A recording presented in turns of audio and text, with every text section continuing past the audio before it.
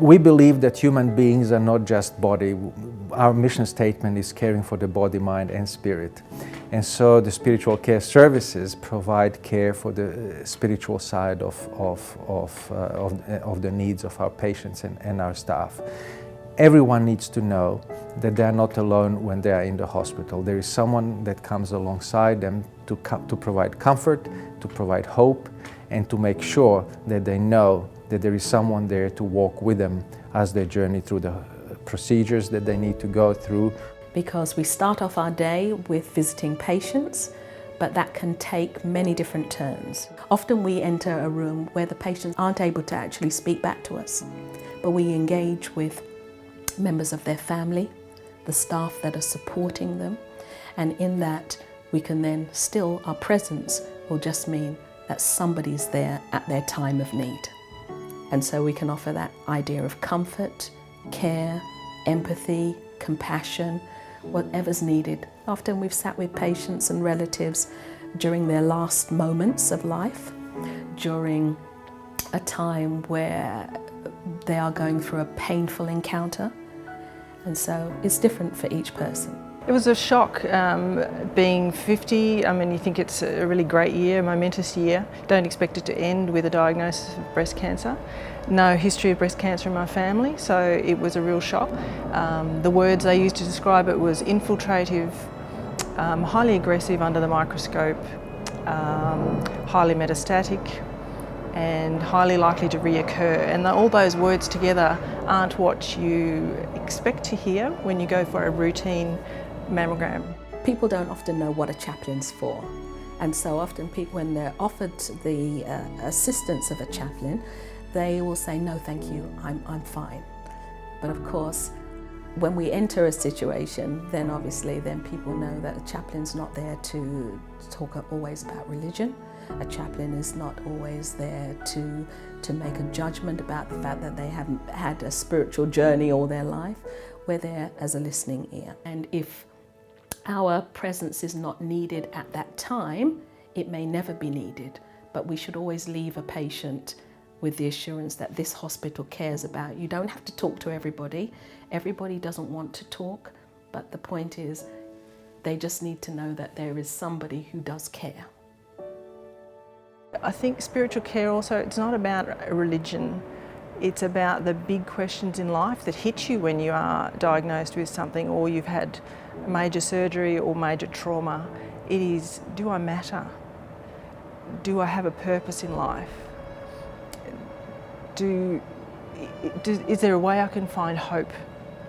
And is there a way I can find peace despite the difficulty I'm facing? Can I be at peace? And is there a way that I can find joy in every day despite what I'm going through? It helped her tremendously talking to Sid. He always brought such happiness, you know, with him, but yet he was so intensely interested in what Mum had to say and sharing his experiences.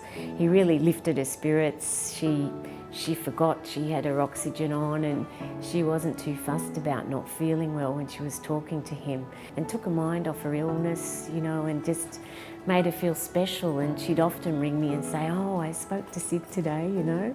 And I said to her, Mum, that would have brightened your day. And she goes, oh yes, you know, he's always so happy. And he really did bring that gift of relief, I think, for the patient. They didn't have to worry about being in a hospital at that moment. They felt, you know, just so engaged that they weren't worrying about themselves or what was going to happen next or how ill they might have been.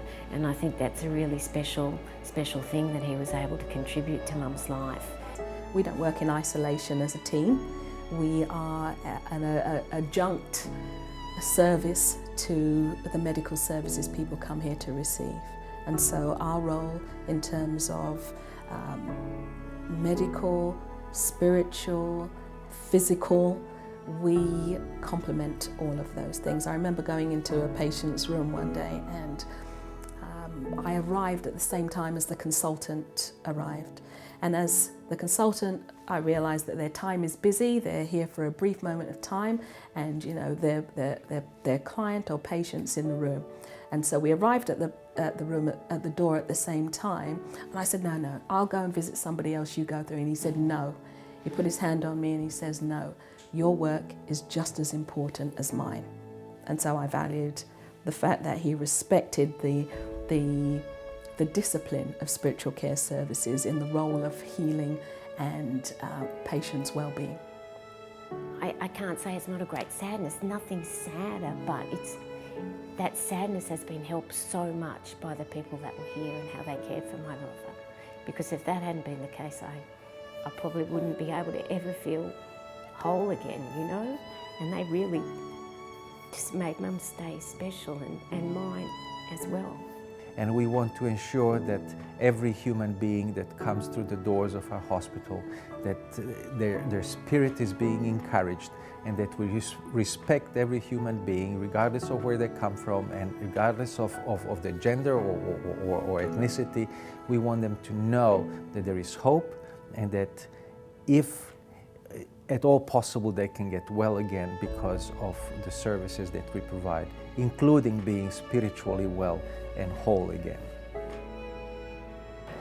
And until you've had it, you don't know what you're missing. And I think if I hadn't have had the spiritual care that I received during my entire 5 months here, I would have felt that there was a bit of my care that was missing and it would have been incomplete.